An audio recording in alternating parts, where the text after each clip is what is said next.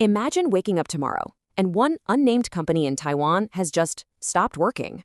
Within months, your phone, your car, your bank, and the entire global AI industry would literally start breaking down.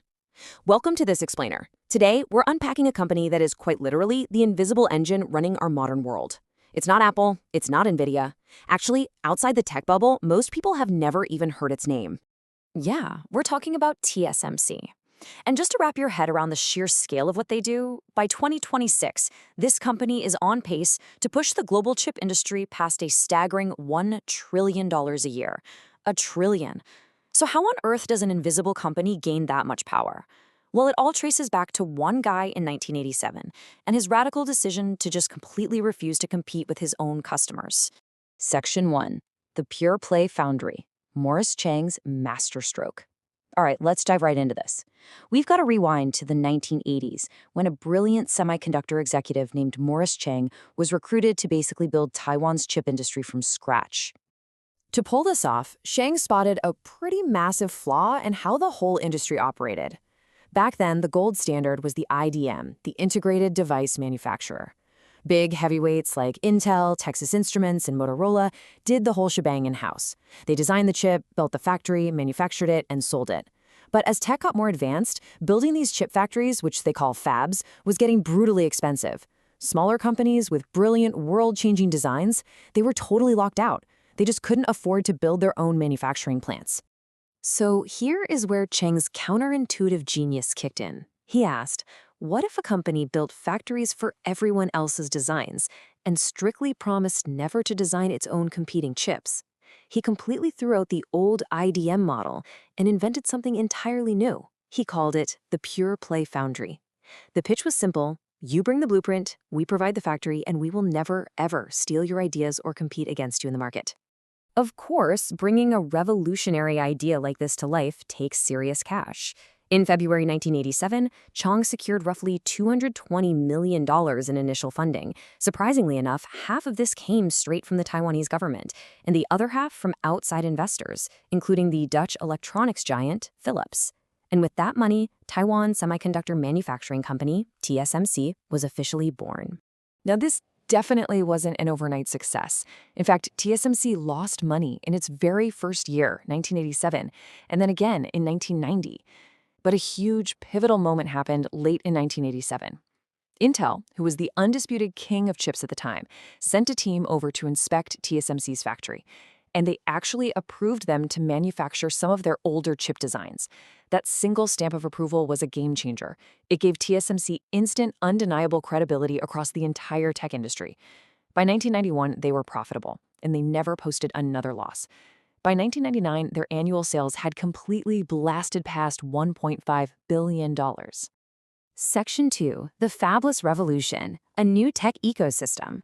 TSMC's ironclad no-competition guarantee completely flipped the script for the industry. Think about it.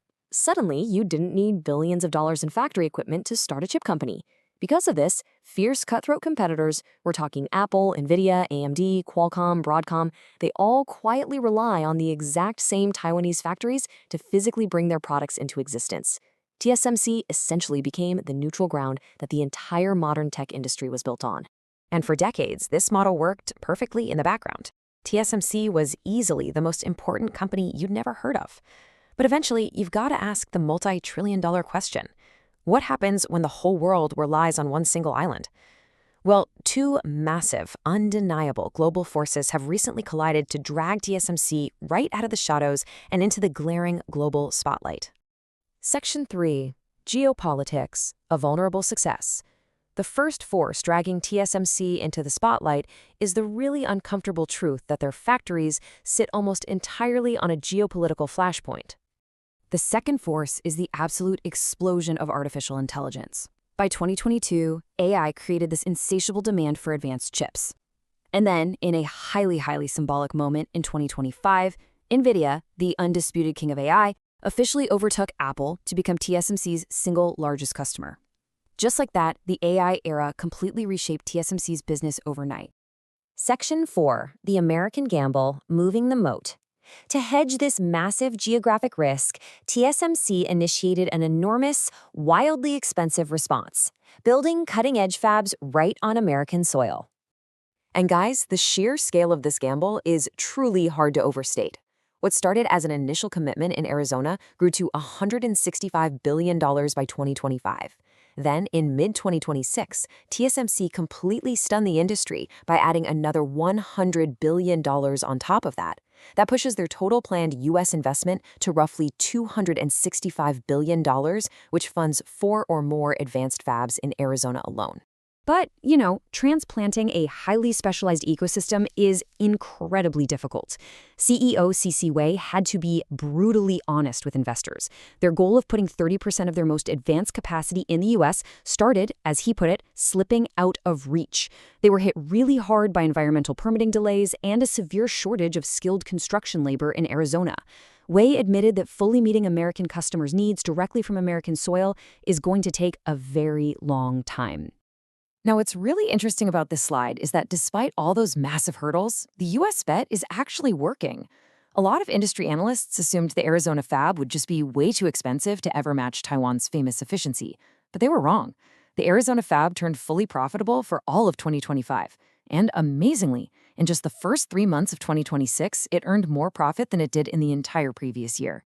And while Arizona scales up, TSMC's core business is absolutely exploding. In the April to June quarter of 2026, TSMC posted a net profit of about $22 billion. That is a 77% jump from the year before, completely smashing expectations. Revenue is climbing by 36% year over year, and CEO C.C. Wei expects 2026 full-year growth to top 40%, noting that AI demand will likely outpace their ability to supply it all the way until 2030. Section 5. The ultimate moat. Owning the choke point. As we wrap up this explainer, the takeaway here is really profound. Morris Chang didn't win by out-designing his rivals. He won by building a foundation so unbelievably reliable and trusted that his competitors had literally no choice but to use it. That is the ultimate business moat. The company that controls the choke point of an entire industry doesn't need the world to know its name. It just needs the world to need what it makes. So as you look at the device you're holding right now, ask yourself, how many other invisible choke points are quietly controlling our modern world? Thanks for hanging out with me for this explainer, and keep questioning how the world around you actually works.